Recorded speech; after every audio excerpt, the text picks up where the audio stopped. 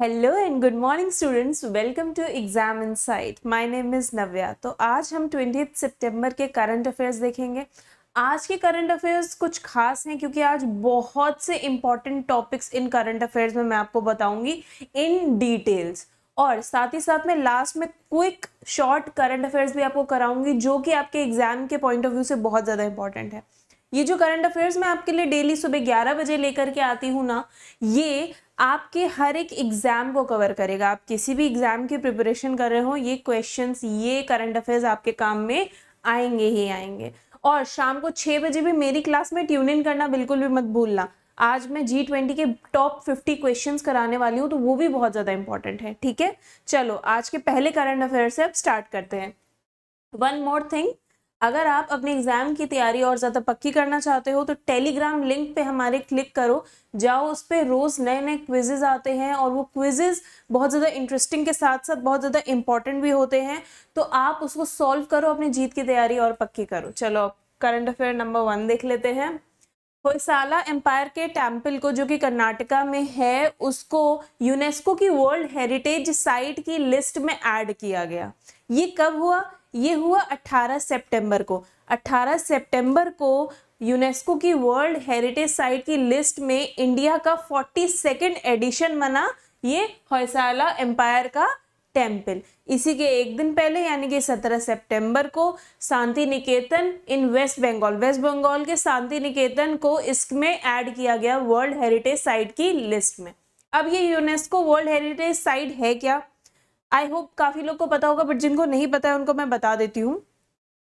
विश्व धरोहर स्थल यानी कि यूनेस्को वर्ल्ड हेरिटेज साइट, जिसे किसी भी जगह की कोई ऐसी आर्किटेक्चरल क्रिएटिव यूनिक सी एक ऐसी वो होती है स्थल, एक साइट होती है जिसकी हिस्ट्री या जिसका हिस्टोरिकल या कल्चरल कोई वैल्यू होता है, कोई इंपॉर्टेंस होती है, तो उसको इस लिस्ट में ऐड किया जाता है। उसका ऐतिहासिक, अगर ऐतिहासिक तौर पे वो महत्वपूर्ण रही हो और उसका जो आर्किटेक्चर हो वो भी बहुत ही जीनियस तरीके से किया गया हो, मतलब देख के ही लगे या उसकी हिस्ट्री जान के ही लगे कि ये तो इंटरेस्टिंग है, इसको तो यूनेस्को वर्ल्ड हेरिटेज साइट में इंक्लूड करना चाहिए, तो उसको इस लिस्ट में ऐड किया जाता है। I hope I am clear, समझ में आ गया होगा आपको। कोई भी और क्वेश्चंस भी होते हैं ना, आप कमेंट्स में पूछ सकते हो, कोई दिक्कत नहीं, आपको कमेंट्स में भी उसके आंसर दे दिए जाएंगे। ठीक है, चलो आगे देखते हैं। ये इंडिया का 42nd एडिशन है प्रेस्टिजियस हेरिटेज लिस्ट में यूनेस्को की। ठीक है, ये जो डिसीजन है ये सऊदी अरेबिया के रियाद में जो यूनेस्को की 45th एडिशन वाली वर्ल्ड हेरिटेज कमिटी है उसके दौरान ये डिसीजन को लिया गया। ये जो टेम्पल है यूनेस्को वर्ल्ड हेरिटेज स्टेटस का, मैंने आपको ऑलरेडी बताया, इसको याद रखना। 18 सितंबर को जो है किसको ऐड किया गया है? होयसाला एम्पायर टेम्पल्स को, कर्नाटका के, और एक दिन पहले वेस्ट बंगाल के शांति निकेतन को, यानी कि सितंबर 17 को। ठीक है, चलो आगे देखते हैं कि होयसाला एम्पायर है क्या।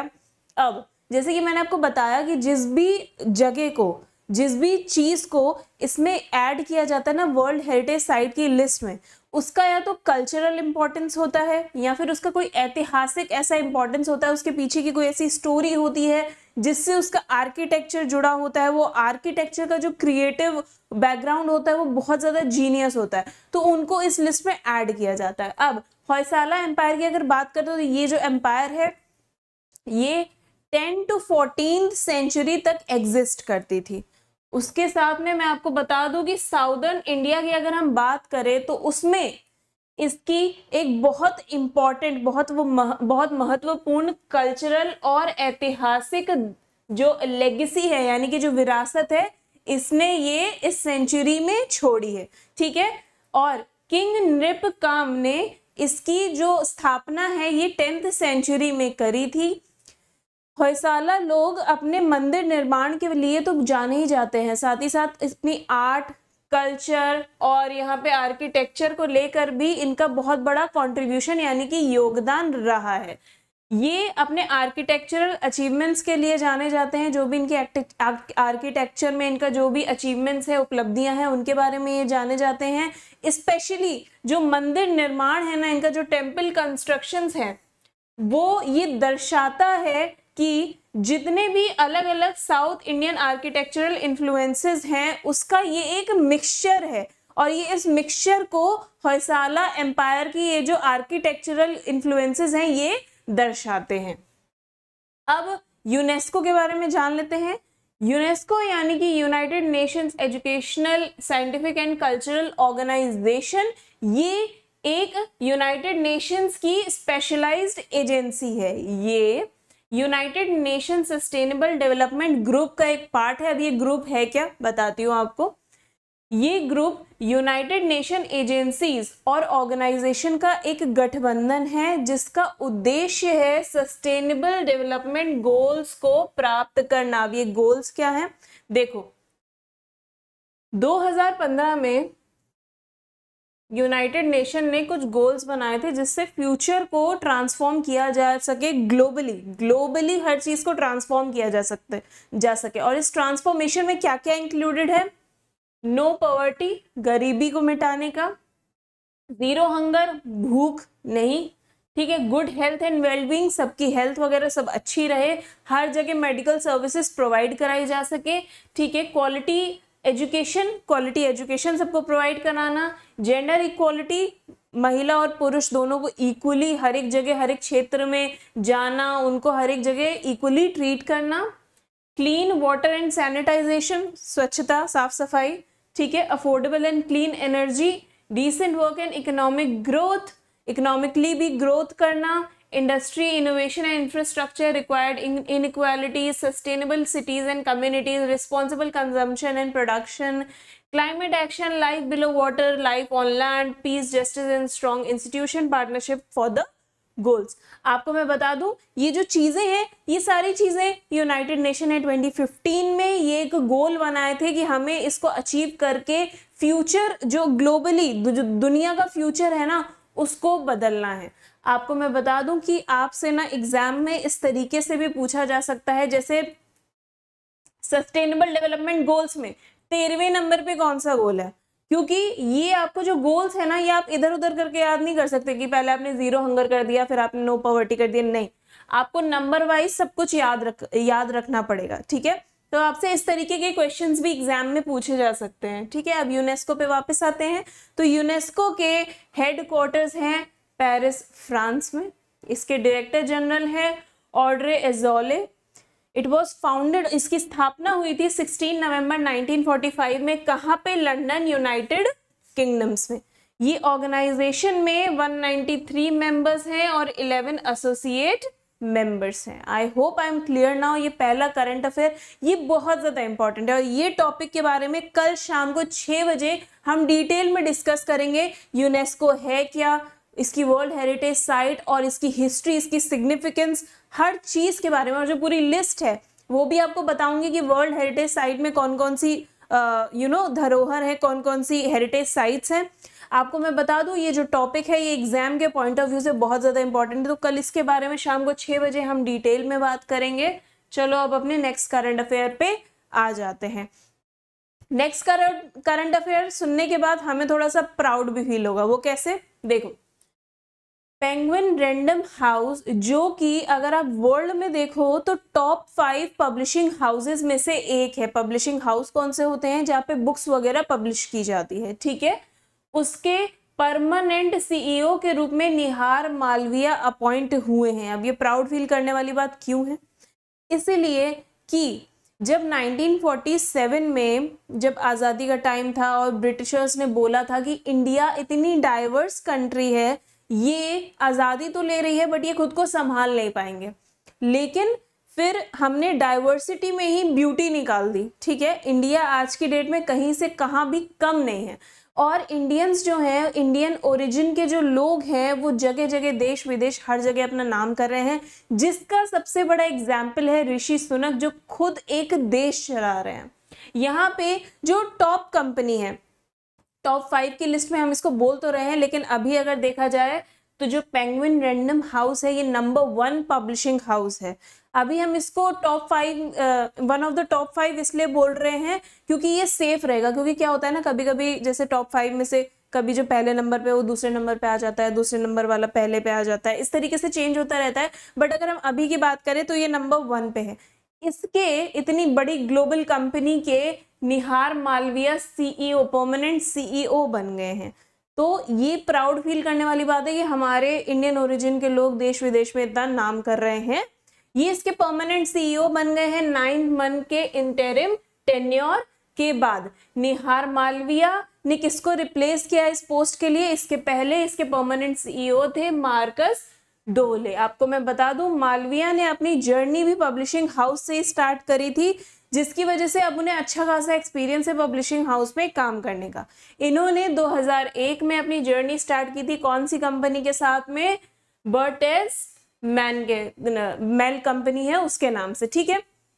ये जर्मनी कंपनी है, जर्मनी की ये कंपनी है, लेकिन इसको जर्मनी की कंपनी सिर्फ कह देना इसके लिए जस्टिस नहीं होगी, क्योंकि ये भी टॉप पब्लिशिंग हाउसेस में से एक है। इसके फाउंडर है कार्ल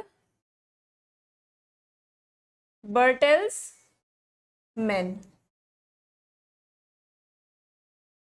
और इट वाज फाउंडेड ऑन 1835, ठीक है, ये इंपॉर्टेंट है। तो इन्होंने मालवीय ने अपनी जर्नी 2001 से स्टार्ट की थी। उसके बाद इन्होंने बहुत सी कंपनीज में अलग अलग रोल्स पे काम किया है, ठीक है। इसके पहले ये पेंगुइन रैंडम हाउस के ही प्रेसिडेंट और सीओओ थे, और अब ये इसके परमानेंट सीईओ बन गए हैं। चलो, अब अगर हम इस पब्लिशिंग हाउस के बारे में बात करें तो पेंगुइन रैंडम हाउस पहले 2 अलग अलग कंपनीज थी। कौन सी? एक थी पेंगुइन ग्रुप, दूसरी थी रैंडम हाउस। उसके बाद में ये दोनों कंपनीज 1 जुलाई 2013 को मर्ज हो गई और कंपनी बन के आई कौन सी? Penguin random house. आपको मैंने ऑलरेडी बताया कि ये टॉप 5 पब्लिशिंग कंपनीज जो वर्ल्ड की हैं उनमें से ये एक है, लेकिन अगर हम अभी करंटली इसकी पोजीशन की बात करें तो ये नंबर 1 पे है, ठीक है। चलो आगे चलते हैं, नेक्स्ट करंट अफेयर देख लेते हैं। धनंजय जोशी को डीपा यानी कि डिजिटल इंफ्रास्ट्रक्चर प्रोवाइडर्स एसोसिएशन के चेयरमैन के रूप में अपॉइंट किया गया। इन्होंने रिप्लेस किया है किसको? इन्होंने रिप्लेस किया है अखिल गुप्ता को, ठीक है। डीपा के ही संदीप गिरोत्रा को डीपा के ही वाइस प्रेसिडेंट के रूप में अपॉइंट किया गया। संदीप गिरोत्रा सीईओ थे अमेरिकन टावर इंडिया के, जो अब डीपा के वाइस प्रेसिडेंट बन जाएंगे। ये दोनों अपना कार्यभार 1 अक्टूबर 2023 से संभालेंगे। अखिल गुप्ता जिसको इन्होंने रिप्लेस किया, उन्होंने 2011 से डीपा में काम किया है। डीपा के वो चेयरमैन थे 2011 से, ठीक है। इसके पहले इन्होंने भारतीय इंटरप्राइजेस के चेयरमैन के रूप में भी काम किया है। अब Dhananjay Joshi currently managing director और सीईओ हैं इंडिया की लीडिंग टेलीकम्युनिकेशन कंपनी के, जिसका नाम है समिट डिजिटल। इसके करंटली ये मैनेजिंग डायरेक्टर और सीईओ हैं और अब 1 अक्टूबर 2023 से ये डीपा के चेयरमैन के रूप में अपना कार्यभार संभालेंगे। ये जो डिसीजंस लिए गए संदीप गिरोत्रा को और इनको अपॉइंट करने के, ये एनुअल जनरल मीटिंग जो डीपा की होती है 2022-23 उसमें लिए गए कि अब 2023-24 के लिए किसको नए नए रोल्स पे अपॉइंट किया जाएगा। I hope I am clear now. DIPA के बारे में बात करें तो डीपा पहले डीपा नहीं, पहले टीपा थी। आई एम नॉट किडिंग, ये सच है। 2010 में tower and infrastructure providers association की स्थापना हुई थी, फिर इसका नाम बदल दिया गया 2020 में और वो पड़ गया digital infrastructure providers association, that is DIPA. ये नाम इसलिए बदला गया ताकि इसमें और ज्यादा मेंबरशिप बेस बढ़ाया जा सके। अब इसके मेंबरशिप डाइवर्सिटी की बात करें तो इसमें बहुत से इंडिया के डिजिटल इंफ्रास्ट्रक्चर कंपनीज हैं, जिसमें tower and telecom infrastructure providers, fibre optic cable deployers, data centre operators, EV charging infrastructure providers और इक्विपमेंट मैन्युफैक्चरर्स भी इंक्लूडेड हैं। आई hope I am clear now. चलो आगे चलते हैं, इतना समझ में आ गया होगा। अब डीपा का उद्देश्य क्या है? डीपा का उद्देश्य है कि इंडिया की डिजिटल इंफ्रास्ट्रक्चर इंडस्ट्री को डेवलप करना, इसकी जो बढ़ोतरी है, इसकी जो ग्रोथ है उसको प्रमोट यानी कि आगे बढ़ावा देना, और साथ ही साथ में गवर्नमेंट यानी कि सरकार और रेगुलेटर्स जो भी रूल्स एंड रेगुलेशंस बनाते हैं उनके सहयोग के साथ में इंडस्ट्री फ्रेंडली पॉलिसीज की वकालत करना, ये इसका उद्देश्य है। चलो अब आगे चलते हैं, नेक्स्ट करंट अफेयर देख लेते हैं। आंध्र प्रदेश के अत्रेयापुरम पुथारेकुला को जीआई टैग रिसीव हुआ, इसको जीआई टैग मिला फूड कैटेगरी में। अब ये जीआई टैग होता क्या है, देखो जिसको नहीं पता, ये भी बहुत ज़्यादा इंपॉर्टेंट टॉपिक है। इसके लिए हम कल तो नहीं, इसके लिए हम परसों शाम को 6 बजे एक सेशन रखेंगे जिसमें हम जीआई टैग क्या होता है, इसके लिए रजिस्ट्री कैसे होती है, मतलब इसको पूरी डिटेल में डिस्कस करेंगे। साथ ही साथ अभी तक कितनी चीज़ों को जीआई टैग मिल चुका है इसके बारे में भी हम बात करेंगे, इसकी हिस्ट्री वगैरह सब कुछ हम जानेंगे उसमें, क्योंकि जीआई टैग जो है ना वो एग्जाम के पॉइंट ऑफ व्यू से बहुत ज़्यादा इंपॉर्टेंट टॉपिक बन जाता है। चलो अब बात करते हैं जीआई टैग होता क्या है। तो it is geographical indication tag. ये किसी भी रीजन, स्टेट, किसी भी जगह की एक कोई पर्टिकुलर ओरिजिनल चीज जो कि नेचुरली वहीं पे फॉर्म हुई हो, जिसको नेचुरली वो वहां की स्पेशलिटी हो, मतलब जैसे वो चीज वहीं पे बनी है, ओरिजिन ही उसका वहीं, उसकी उत्पत्ति ही उधर हुई है, तो उसको क्या कहते हैं, उसको हम जीआई टैग दे देते हैं। जैसे फॉर एग्जाम्पल अगर आप ले लो तो दार्जिलिंग की चाय, ठीक है, हरियाणा और पंजाब के चावल, और अगर हम और बात करें तो और भी बहुत सी चीजें, हाँ बंगाल की मिष्टी दोई, तो ये सब को क्या है जीआई टैग्स मिल चुका है। ये उसी जगह से बिलोंग करते हैं, इनका जो ओरिजिन है ना वो उसी जगह का है।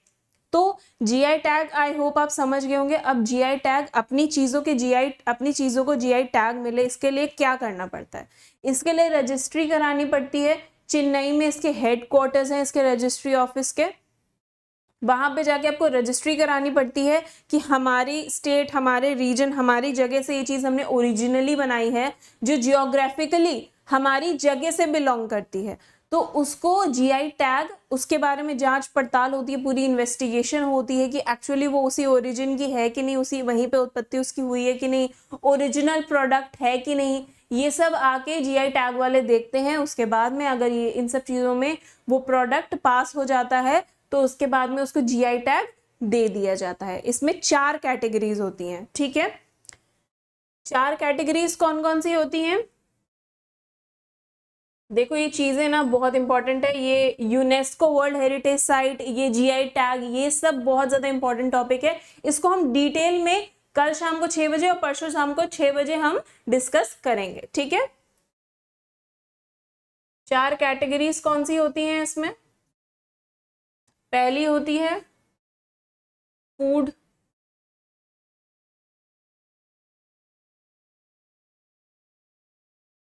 फूड इंग्रेडिएंट, सेकंड होती है आपकी एग्रीकल्चर, एक सेकेंड, एग्रीकल्चर, एग्रीकल्चर में आप देख सकते हो जैसे पंजाब और हरियाणा का चावल है, एग्रीकल्चर कैटेगरी में आता है। फूड की कैटेगरी में जैसे अभी मैंने आपको ये बताया कि अभी हम वैसे इसके बारे में भी बात करेंगे, पुथारेकुला के बारे में भी बात करेंगे, बट पहले जीआई टैग समझ लेते हैं। तो ये भी किस कैटेगरी में, फूड इंग्रेडिएंट की कैटेगरी में। साथ ही साथ आपकी वेस्ट बंगाल की मिष्टी दोई हो गई, आपकी दार्जिलिंग की चाय हो गई, ये सब क्या फूड कैटेगरी में आ जाती है, ठीक है। उसके बाद 3rd नंबर पे जो है आपका हैंडीक्राफ्ट होता है, हैंडमेड चीजें होती हैं, वो आ जाता है, ठीक है। उसके बाद में 4th नंबर पे आपका ये हो गया आपका फूड, ये हो गया एग्रीकल्चर, ये हो गया आपका हैंडीक्राफ्ट, और एक और होता है क्या आपकी मैन्युफैक्चरिंग,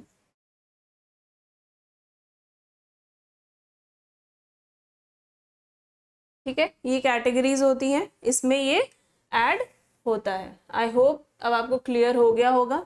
चलो अब थोड़ा सा इस टॉपिक के बारे में और बात कर लेते हैं, ठीक है। आंध्र प्रदेश के अत्रेयापुरम पुथारेकुला को रिसीव हुआ जीआई टैग। ये एक ट्रेडिशनल स्वीट है जो कि राइस और जैगरी यानी कि गुड़ और चावल की बनती है। इसमें एक थिन सी शीट होती है, एक पेपर लाइक शीट होती है जो कि राइस स्टार्च की होती है, चावल के स्टार्च की होती है, उसके अंदर dry fruits, nuts, sugar, jaggery ये सब फिल किया जाता है। उसके बाद में ये मिठाई बन जाती है। ये मिठाई कुछ इस टाइप की दिखती है, आप यहाँ पे देख सकते हो, ये है, ठीक है। क्या है ये? पुथारेकुला, ठीक है। चल, जियोग्राफिकल इंडिकेशन रजिस्ट्री यानी कि GIR ने आत्रेयपुरम पुथारेकुला को GI टैग दिया। ये स्वीट डिश जो है ये राइस और जैगरी की बनती है और ये ओरिजिनेटेड है जियोग्राफिकली कहाँ से? आंध्र प्रदेश से। ये मैंने आपको ऑलरेडी बताया। ये स्वीट को GI रजिस्ट्रेशन के अंडर फूड इंग्रेडिएंट की कैटेगरी में ये अवार्ड मिला है, ये टैग मिला है, ठीक है। ऑफिशियल GI सर्टिफिकेट जो है वो विशाखापट्टनम में हुए दामोदरम संजीविया नेशनल लॉ यूनिवर्सिटी में जो सर्टिफिकेट हैंडओवर सेरेमनी है, इस सेरेमनी में ये ऑफिशियल GI टैग इस स्वीट डिश को दिया गया। अब अगर हम इसके बारे में और बात करें तो मैंने आपको ऑलरेडी बताया कि ये पेपर थिन लाइक लेयर होती है जो राइस स्टार्च की होती है। इसके अंदर शुगर, ड्राई फ्रूट्स और नट्स ऐड होते हैं, ये भी मैंने आपको ऑलरेडी बताया। साथ ही साथ अब चलो ये जो नाम है ना पुथारेकुला, ये किस तरीके से पढ़ा इसके बारे में जान लेते हैं। देखो, पुथारेकुला जिसमें पुत्था एक तेलुगु वर्ड होता है, ठीक है, जिसका मतलब होता है कोटिंग, बाहर की परत, कोटिंग, ठीक है। और रेकू जिसका बहुवचन यानी कि प्लूरल होता है रेकुलू, इसका मतलब होता है शीट, और इसी के उस पे नाम पड़ गया पुथारेकुला। चलो आगे GI टैग के बारे में बात करते हैं। वैसे मोटी मोटी इन्फॉर्मेशन तो मैंने आपको GI टैग के बारे में दे ही दी है, but still let's move ahead. Geographical indication mark is a certification. ये सर्टिफिकेशन वो जगह की क्वालिटी, वो जो प्रोडक्ट है उस जगह का, उसकी क्वालिटी और यूनिकनेस को दर्शाता है। उसको दर्शाने के लिए कि ये प्रोडक्ट इस रीजन से ही बिलोंग करता है, उसके लिए उसको GI टैग दिया जाता है। ये मैंने आपको ऑलरेडी बताया, ठीक है। वर्ल्ड ट्रेड ऑर्गेनाइजेशन के मेंबर होने के नाते इंडिया का geographical indication of goods act ये 1999 में आया और ये लागू हुआ कब? सितंबर 15, 2003 को ये एक्ट लागू हुआ। उसके बाद में चीजों को GI टैग मिलना स्टार्ट हुए। सबसे पहला GI टैग किसको मिला था? ये एक बहुत ज्यादा इंपॉर्टेंट क्वेश्चन है। सबसे पहला GI टैग किसको मिला था? सबसे पहला GI टैग मिला था दार्जिलिंग की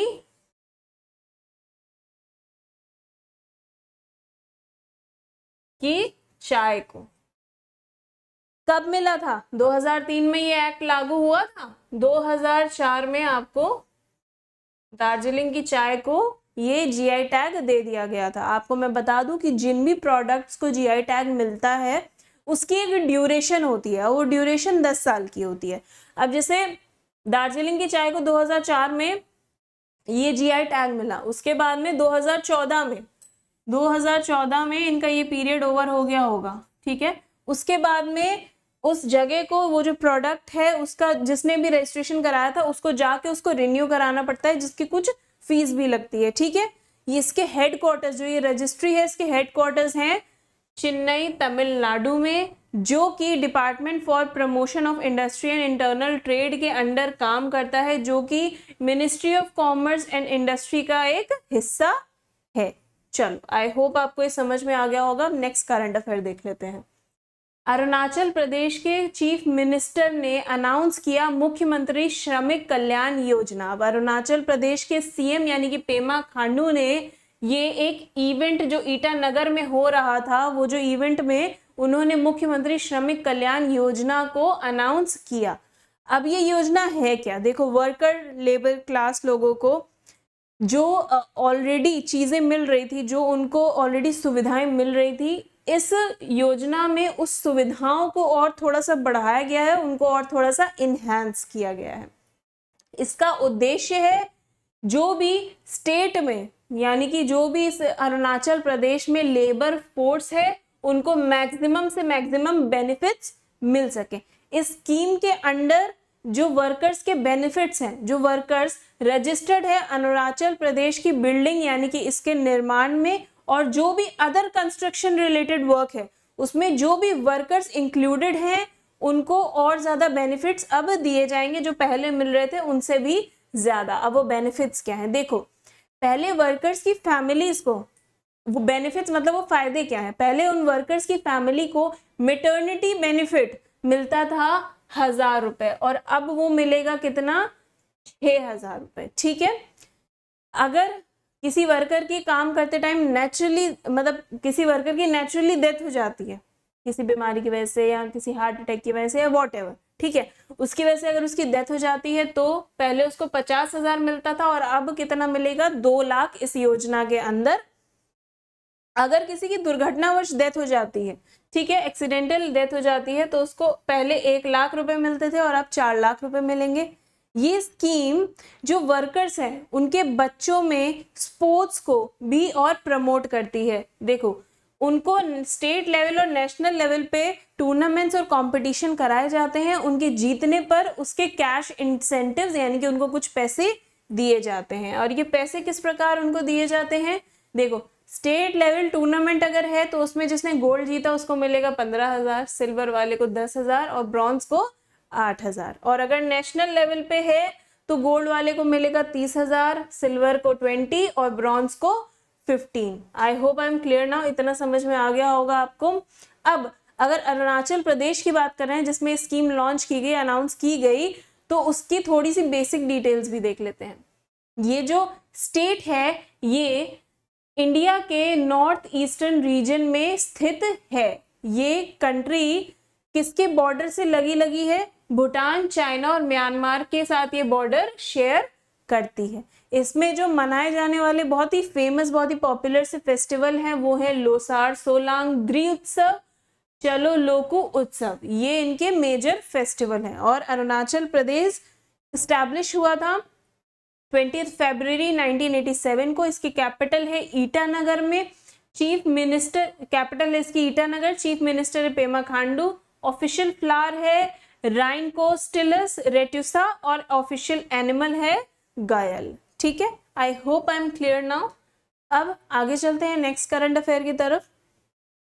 union law minister Arjun Ram Meghwal ने लोकसभा में विमेन्स रिजर्वेशन बिल को इंट्रोड्यूस किया। Let me tell you, this current affair is very very very important. इसके बारे में भी हम कल, परसों या नरसों, इन 3 दिनों में किसी एक शाम के 6 बजे वाले सेशन में हम बात करेंगे। ठीक है, क्या क्या टॉपिक कवर करने हैं हमें, यूनेस्को के बारे में डिटेल से बात करनी है, यूनेस्को वर्ल्ड हेरिटेज साइट के बारे में, हमें जीआई टैग के बारे में डिटेल में बात करनी है। और ये जो बिल है ना, ये आपके, ये तीनों टॉपिक आपके एग्जाम में पूछे ही जाएंगे, ये तो गारंटीड है। ठीक है, तो इनके बारे में हम डिटेल में बात करेंगे क्योंकि आपको इनकी डिटेल्स जानना बहुत ज्यादा इंपॉर्टेंट है। ठीक है, चलो अब आगे बात करते हैं। लोकसभा में union law minister Arjun Ram Meghwal ने विमेन रिजर्वेशन बिल, जो कि नारी शक्ति वंदन अधिनियम के नाम से भी जाना जाता है, इसको इंट्रोड्यूस किया। ठीक है, union law minister Arjun Ram Meghwal ने 128th अमेंडमेंट बिल 2023 को इंट्रोड्यूस किया, जिसमें स्टेट असेंबलीज और पार्लियामेंट असेंबलीज में जो विमेन हैं उनको, उनकी जो सीट्स हैं उनको 33% रिजर्वेशन यानी कि आरक्षण मिल जाएगा, जिसके बाद में इनकी जो महिलाओं की इनमें सीट्स हैं यानी कि जो इनकी लोकसभा में सीट्स हैं वो 82 से बढ़ के 181 पे हो जाएंगे। जब यूनियन लॉ मिनिस्टर ने ये घोषणा की थी, जब इसको इंट्रोड्यूस किया था, तो वहां पे असेंबली में बहुत ज्यादा हंगामा भी हुआ था।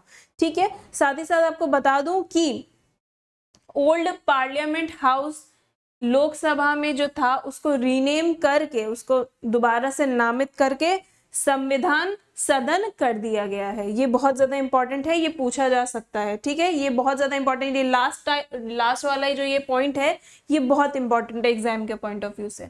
चलो आगे चलते हैं, इतना आपको क्लियर हो गया होगा।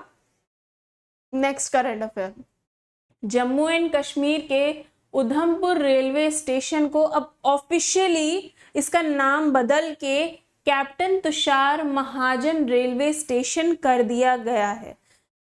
तुषार महाजन जो कि एक शहीद हैं, जम्मू एंड कश्मीर में ये शहीद हो गए थे, इनके नाम पे अब इस उधमपुर रेलवे स्टेशन का नाम रखा गया है। Union territory of Jammu and Kashmir ने फॉर्मली उधमपुर रेलवे स्टेशन को इनके नाम पे चेंज कर दिया है। ये जो सेरेमनी है ये उधमपुर में हुई थी, उधमपुर रेलवे स्टेशन में हुई थी, जिसमें union minister doctor Jitendra Singh ने भी पार्टिसिपेट किया। इसमें कैप्टन तुषार महाजन के पेरेंट्स भी आए थे इस सेरेमनी में। इस जब नाम किया गया था इस इवेंट में इनके पेरेंट्स भी आए थे, आर्मी ऑफिसर्स भी थे, बीजेपी के मेंबर्स भी इसमें प्रेजेंट थे। ये जो स्टेशन है ये अब ऑफिशियली कैप्टन तुषार महाजन रेलवे स्टेशन के नाम से जाना जाता है। ठीक है, कैप्टन तुषार महाजन जो कि उधमपुर से ही बिलोंग करते थे। ठीक है, इन्होंने अपनी लाइफ सैक्रिफाइस कर दी कंट्री को बचाने के लिए। जब जम्मू एंड कश्मीर में टेररिस्ट अटैक हुए थे फरवरी 2016 में, तब इन्होंने अपनी जान उसमें गवा दी। I hope I am clear ना, आपको ये समझ में आ गया होगा। चलो अब जम्मू एंड कश्मीर के बारे में कुछ बेसिक डिटेल्स देख लेते हैं। जम्मू एंड कश्मीर अगस्त 2019 तक एक स्टेट था इंडिया का। उसके बाद में इसको 2 यूनियन टेरिटरीज में डिवाइड कर दिया गया, जम्मू एंड कश्मीर एंड लद्दाख। उसके बाद ये 31 अक्टूबर 2019 से ये यूनियन टेरिटरी में कन्वर्ट हो गया। लेफ्टिनेंट गवर्नर है इसके मनोज सिन्हा, लेजिस्लेटिव काउंसिल है 36 सीट और लेजिस्लेटिव असेंबली है 89 seats. I am clear now, I hope. चलो अब आगे चलते हैं। मध्य प्रदेश की गवर्नमेंट ने ओमकारेश्वर में आदि शंकराचार्य का 108 फीट लंबा स्टैच्यू अनवील किया, यानी कि इसका अनावरण किया। कब किया? 18 सितंबर को। देखो 18 सितंबर को मध्य प्रदेश के चीफ मिनिस्टर शिवराज सिंह चौहान ने 80 किलोमीटर दूर इंदौर से जो खांडवा डिस्ट्रिक्ट है उसके मंधाता टाउन में आदि शंकराचार्य का, जो कि एक बहुत बड़े फिलोसफर थे 8th सेंचुरी के, इनका 108 फीट लंबा जो इनका मैसिव स्टैच्यू है उसको अनवील किया। आपको मैं बता दूं, इस स्टैच्यू को बनाने के लिए इनके पास कोई भी फोटो नहीं था, कोई भी इसको फोटो नहीं था कि आदि शंकराचार्य लगते कैसे थे या क्या, इसका कोई भी ऐसा वो नहीं था। लेकिन हाँ, पुराने जो लिटरली हमारे पास चीज़ें हैं उनमें देखा गया, उसके हिसाब से एक पेंटर को बुलाया गया, इनके फीचर्स वगैरह उसने पेंट किए, जो भी हमारे पुराने लिटरेचर हैं उनको देखते हुए उसने जब पेंट किया, उस पेंटिंग के हिसाब से फिर इस स्टैच्यू को बनाया गया। ये जो इवेंट है इसका नाम है एकत माता की प्रतिमा, या फिर अब इसको स्टैच्यू ऑफ वननेस भी कह सकते हो। ये नाम इस इवेंट को दिया गया। ठीक है, ये जो अनवील हुआ था इसका, ये जो स्टैच्यू है ये मंधाता माउंटेन में लोकेटेड है, जो कि पवित्र ओमकारेश्वर टेम्पल के पास में है, जो कि 12 ज्योतिर्लिंगों, जो लॉर्ड शिवा हैं उनकी 12 ज्योतिर्लिंगास में से एक है। चलो, ये ट्रिब्यूट है, यानी कि आदि शंकराचार्य को ये श्रद्धांजलि है। आदि शंकराचार्य कौन थे? आदि शंकराचार्य एक बहुत बड़े फिलोसोफर थे जिन्होंने 12 साल की उम्र में बहुत ज़्यादा स्टडी करने के लिए ये ओमकारेश्वर गए थे। अपनी स्टडीज़ कंप्लीट करने के लिए ओमकारेश्वर गए थे। उसके बाद में इन्होंने वहाँ पे अपनी स्टडीज़ जो है पूरी करी, 4 साल वहाँ पे रह के। आप देख सकते हो आदि शंकराचार्य को ये स्टैच्यू एक श्रद्धांजलि है। वो एक बहुत बड़े फिलोसोफर थे जो ओमकारेश्वर गए थे 12 साल की उम्र में, अद्वैत वेदांता फिलॉसफी के ऊपर ज्ञान प्राप्त करने के लिए। इन्होंने वहाँ पे 4 वर्ष बिताए ओमकारेश्वर में, वहाँ पे इन्होंने अपनी स्टडीज़ कंप्लीट करी। फिर इन्होंने पूरी कंट्री में अद्वैत वेदांता के बारे में जानकारी फैलाने से पहले जो जर्नी है ये अपनी इन्होंने यहाँ से स्टार्ट करी थी। ठीक है, आई होप आपको अब ये समझ में आ गया होगा। अब ये करने के पीछे चीफ मिनिस्टर का विजन क्या था? उनका विजन ये था कि वो जब जनवरी 2017 में ओमकारेश्वर गए थे, तब उनके दिमाग में ये आइडिया आया कि हम ये स्टैच्यू आदि शंकराचार्य जी का बना सकते हैं। इसके पीछे इनका विजन ये था कि अब क्या नाम है, अब हम मध्य प्रदेश को अब हम एक और ज़्यादा कल्चरल और हिस्टोरिकल हेरिटेज साइट में कन्वर्ट कर सकते हैं। हम अगर हिस्टोरिकली इसके मॉन्यूमेंट्स और ज़्यादा बनाएंगे और ज़्यादा चीज़ें ऐसी बनाएंगे तो लोग ज़्यादा से ज़्यादा उसको देखने आएंगे। तो ये इसके पीछे इनका विजन था। ये जो स्टैच्यू है ये आदि शंकराचार्य को, जो 12 साल की उम्र में जैसे थे वैसा दिखाता है जब वो ओमकारेश्वर विजिट करने गए थे। आप यहाँ पे ये स्टैच्यू भी देख सकते हो। ठीक है। मैंने आपको ऑलरेडी बताया कोई भी फोटोग्राफ और पेंटिंग अवेलेबल नहीं था, लेकिन फिर भी पुराने लिटरेरी सोर्सेस से यहाँ पे पेंटर ने अपनी तरफ से क्रिएट किया है इनका फेस वगैरह, उसके बाद में उस पेंटिंग को देखते हुए ये स्टैच्यू जो है वो बनाया है। ठीक है, अब इसके डेवलपमेंट प्लान्स मैंने आपको ऑलरेडी ये चीज बताई है कि जो मध्य प्रदेश की स्टेट गवर्नमेंट है उनका इसके पीछे एक एम्बिशियस प्लान है कि वो ओमकारेश्वर को एक कल्चरल और स्पिरिचुअल हेरिटेज साइट बनाना चाहते हैं। उनका प्लान है कि वो एक अद्वैत लोक जो कि एक म्यूजियम होगा उसको भी स्टैब्लिश करेंगे, जो कि अद्वैत वेदांता के फिलोसफिकल ट्रेडिशन को दिखाएगा, उसको शोकेस करेगा। साथ ही साथ में अभी अद्वैत वन पे भी काम चल रहा है जो कि 36 हेक्टेयर्स तक फैला हुआ है। इसको बनाया गया था नेचुरल ब्यूटी और सस्टेनेबिलिटी इस एरिया की, इसको प्रिजर्व यानी कि इसको अपने पास रखने के लिए इसको बनाया गया था। किसको? अद्वैत वन को, जो कि 36 हेक्टेयर्स में फैला हुआ है। चलो आगे बात करते हैं नेक्स्ट करंट अफेयर की। Writer filmmaker Geeta Mehta का 80 साल की उम्र में निधन हो गया। आपको मैं बता दूं ये फेमस राइटर और फिल्म मेकर थी जिनका 80 साल की उम्र में निधन हो गया। इन्होंने बहुत सी बुक्स भी लिखी थी जिनमें से कर्माकोला, स्नेक्स एंड लेडर्स और रिवर सूत्रा राज एटर्नल गणेशा भी इसमें इंक्लूडेड हैं।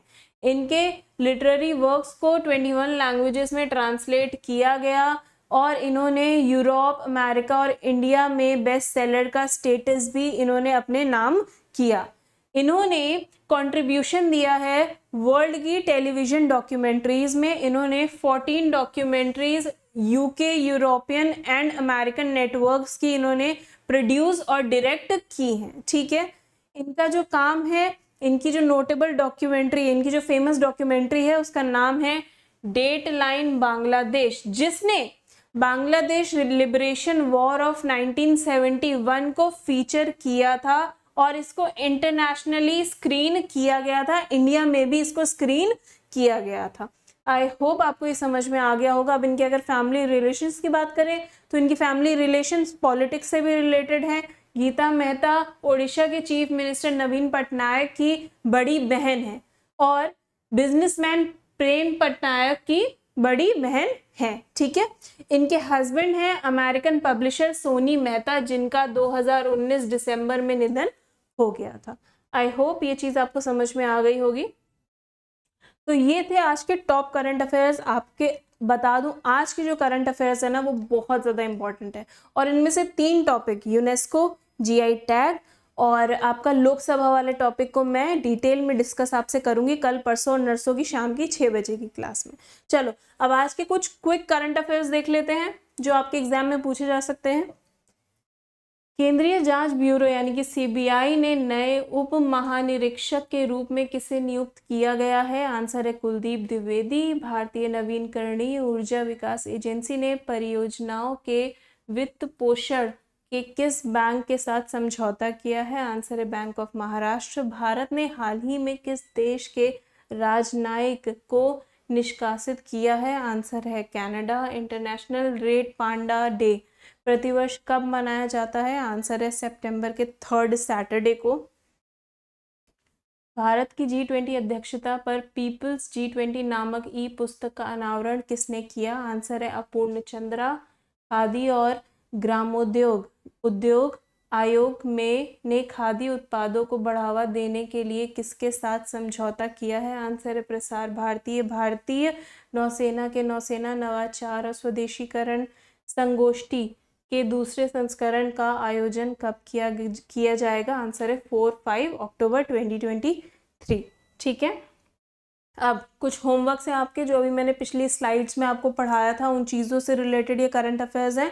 ये आपको मुझे कमेंट सेक्शन में बताना है, वो भी एक बार फिर से जाके पूरा वीडियो देख लो, उसके बाद में जब याद हो जाए तब इन्हें सॉल्व करना। ठीक है, होयसल के पवित्र मंदिर समूह को यूनेस्को की वर्ल्ड हेरिटेज साइट की लिस्ट में शामिल किया गया। ये किस राज्य में है? होयसाला एम्पायर का टेम्पल मैंने आपको बताया था यूनेस्को की वर्ल्ड हेरिटेज साइट में, इंडिया का 42nd एडिशन है। ये कौन सी स्टेट से बिलोंग करता है? पीएम नरेंद्र मोदी जी ने पुराने संसद भवन के लिए क्या नाम सुझाया है? ये तो अभी हमने थोड़ी मतलब 2-3 स्लाइड्स पहले ही पढ़ा था। नाउ आई होप आपको आज का वीडियो इन्फॉर्मेटिव लगा होगा। इन्फॉर्मेटिव लगा हो तो लाइक, शेयर, कमेंट, सब्सक्राइब सारी अच्छी चीज़ें कर देना। Now this is me Navya signing off. मिलती हूँ आपसे अपने नेक्स्ट वीडियो में। Till then bye bye, take care.